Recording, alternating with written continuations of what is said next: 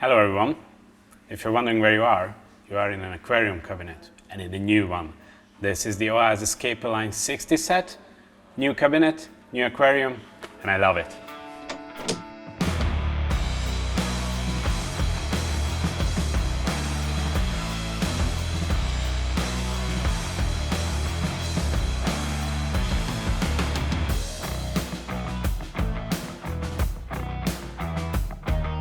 So, this is the new Oase ScaperLine aquarium and cabinet to match it. We got this from Oase. This video is sponsored by Oase. They provided us with this set before release. This is gonna be the 60 centimeter, I think 90 and 100. So there's gonna be bigger ones. But for now, this is the 60, which is, the whole lineup is designed for aquascaping. This is the first from Oase.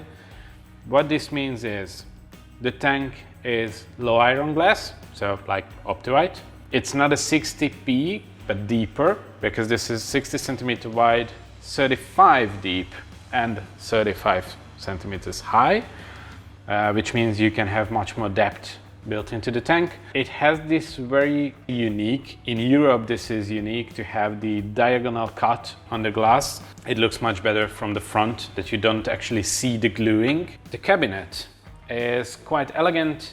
It has some very good design features. One of them is this sidebar, which I can take out. And I have two shorter ones. I can use this on the side where I don't want any hoses coming out. And I can use these where I want my filtration set up.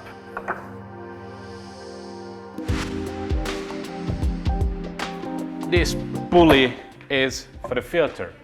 So you can easily pull it out from the cabinet. It's easier to maintain. And what's also new is some magnets. Honestly, this is the first set I've ever seen that I could imagine having at my own home. There's one final feature I want to show you, and I need some help. Donnie, please help me out with this. What if you want to use this set as a room divider? That's quite ugly. There's a part you can order separately, which is basically, I won't fit it properly now, but obviously it comes on the back end, so you have a nice closing on both sides of the cabinet. Based on this, what I'm going to do today is try to create a scape for you, which is, I would think, achievable for newcomers into the hobby, but still it has a big impact. So that's the goal. Let's see if I can manage.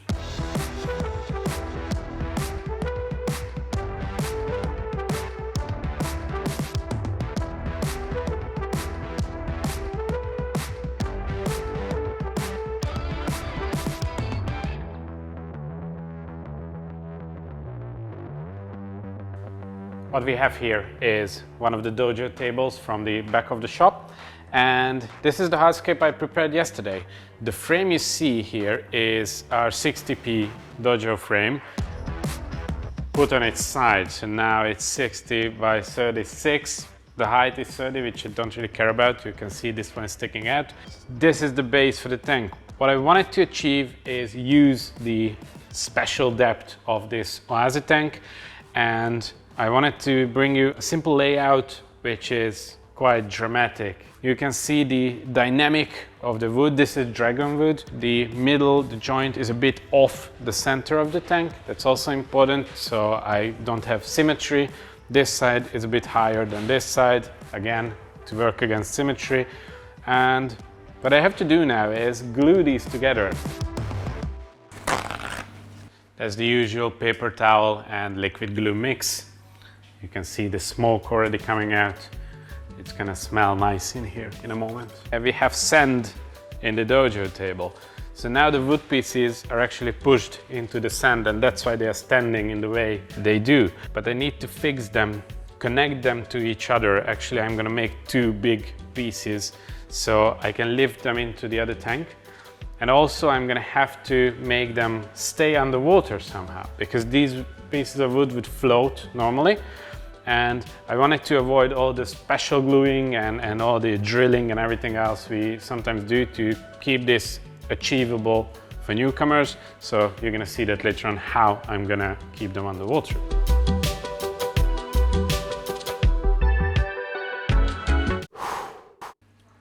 Obviously, I'm gonna go one by one. Actually, both sides are made out of 4 pieces each. It's not a lot of gluing. I just want to make multiple connections in between every piece of wood so it really stays together. It's not really for stability.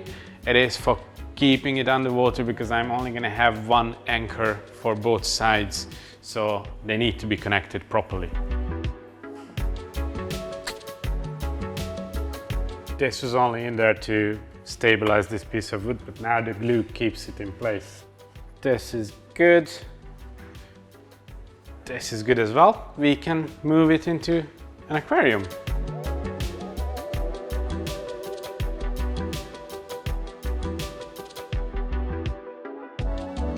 It's done. Do we need plants for this? I'm gonna somehow attach this rock to the wood. This way it's gonna weigh it down all together as one piece and prevents it from floating up.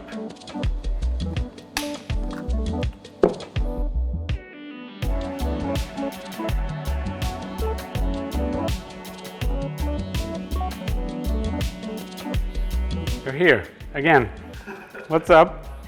What is this? You can see all the joints and everything. Yeah. You're supposed to put some powder on. No, I'm hide it. gonna put some plants on. What Balash doesn't really understand is this is one of the easiest ways to keep your wood pieces down and underwater in the first few weeks. After actually a few days, they suck up a lot of water and they get heavy themselves and they stay down. So this is just for starting out. Obviously, I'm not gonna take these rocks out later on, but they will be hidden in the soil area, so I won't see them either. What I'm always trying to make sure of when I do something like this, that it doesn't extend the area of the wood. If the rock would come out to about here, then I couldn't use any plants in this area, or I would need a lot of soil above it.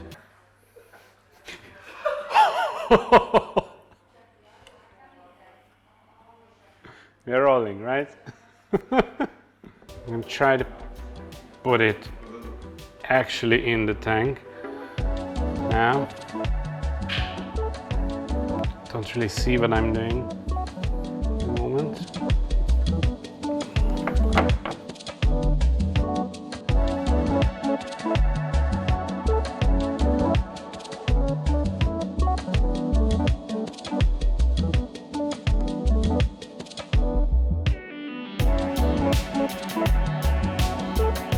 Can't believe it. This is long, but we're actually at the moment of putting in soil into the tank. Plan is I'm gonna have soil in the back and sand in the front. Still gonna have some plants in the sand as well, so you'll see.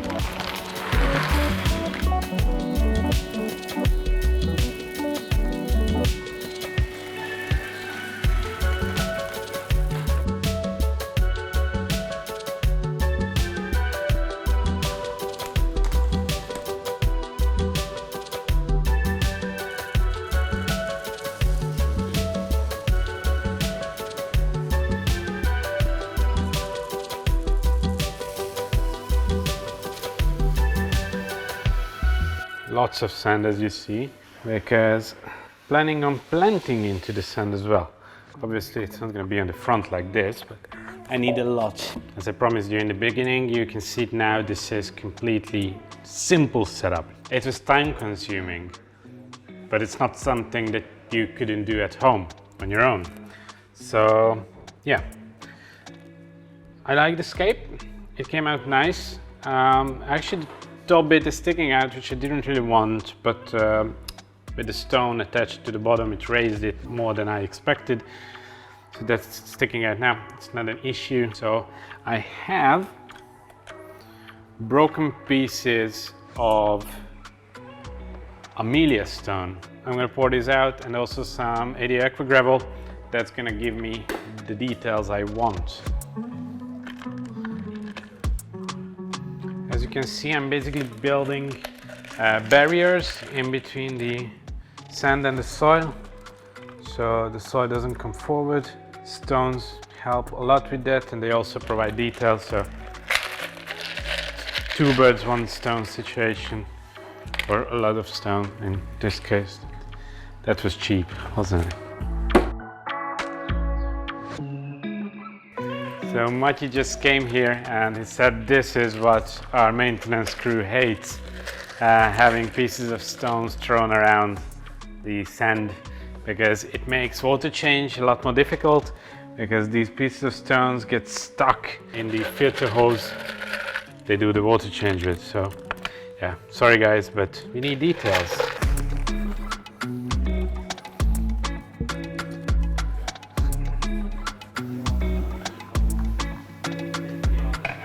So now we're going to planting. I'm not going to list you all the plants because I have a lot of different types and I'm not 100% sure that I'm going to use all of them. So I'm going to introduce them one by one as we go along. And what I'm going to start with is the Echinodorus tenellus, or Helianthus tenellum as they call it now.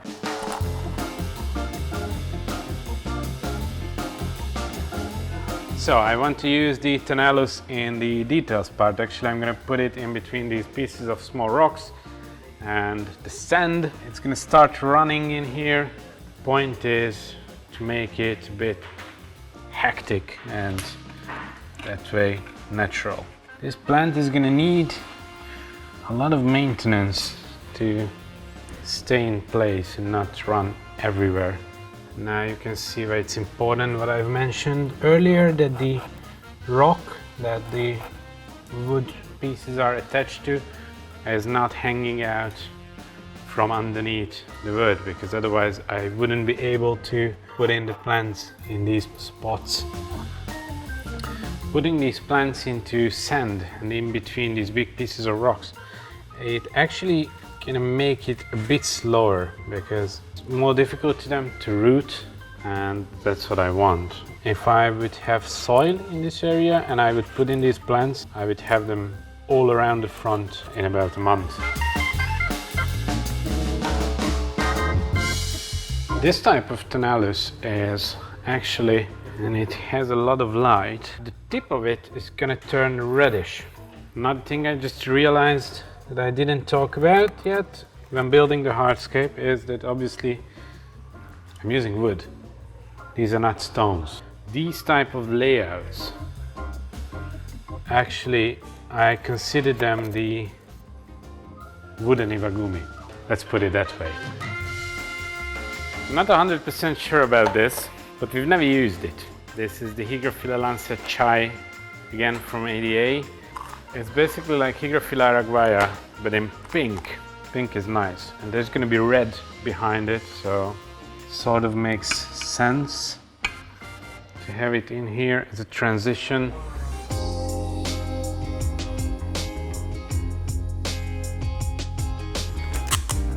Let's start with the Rotala macrandra mini. This is a smaller sized stem plant, which is going to be perfect for starting out on the sides.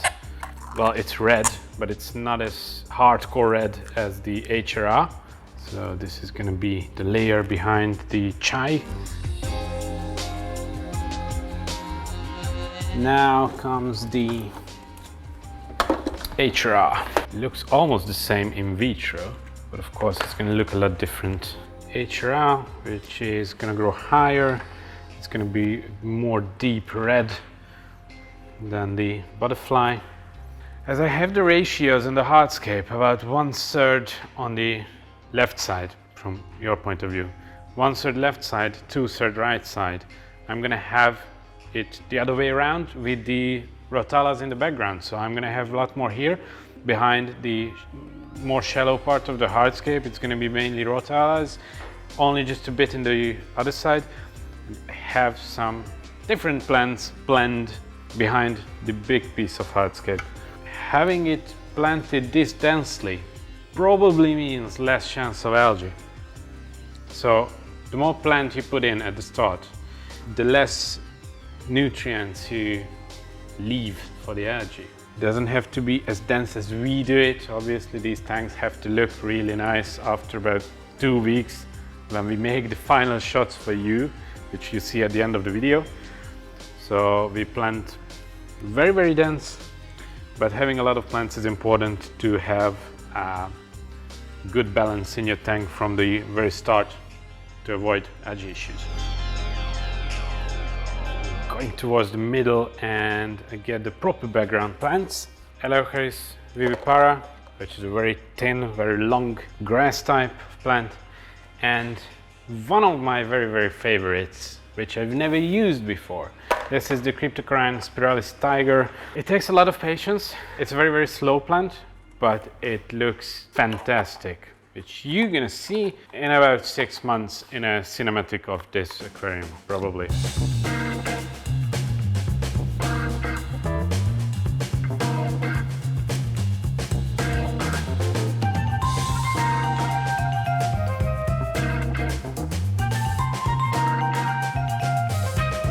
Here comes the vivipara. It should be the final layer of background plants. I have the Bucephalandra Kedagang, which is a bit of the brownish type of Bucephalandra. I also have the Anubias nanapeti. You see, these go to the wood. I don't want to cover too much of the wood with plants. I definitely want to cover all the gluing and the wood tight.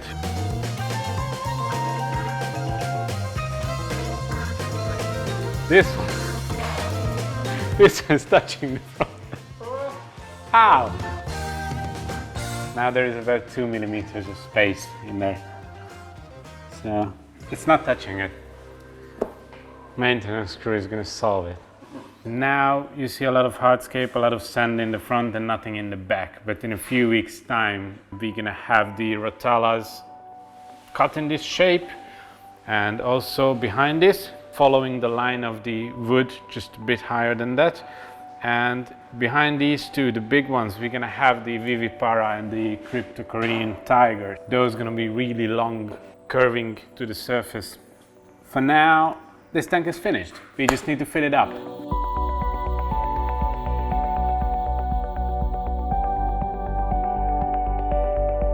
Dragonwood, which I've used here, just like ironwood, it makes your water a bit brownish, so it's recommended to have the very dense regular water changes in the beginning and also some Seek and Purigen in your filter.